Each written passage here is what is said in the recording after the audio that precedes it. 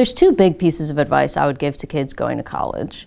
The first is to always save your text messages and never use Snapchat. It's important to save your text messages because in at least half a dozen cases we've had, the complainant waited 3 years to file a complaint.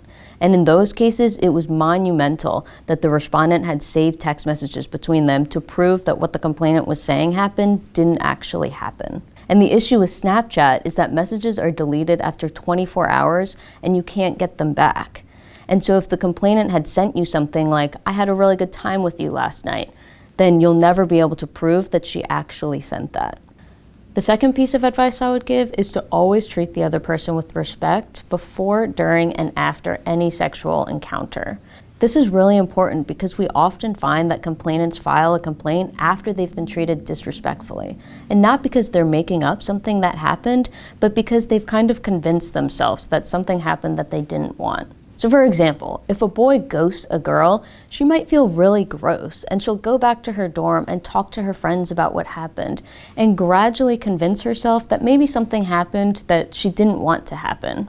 So to avoid having her file a complaint against you, you should always treat her with respect. And that's also just the right thing to do. That's how we should treat other people. So to sum up, always save your text messages and always treat people with respect.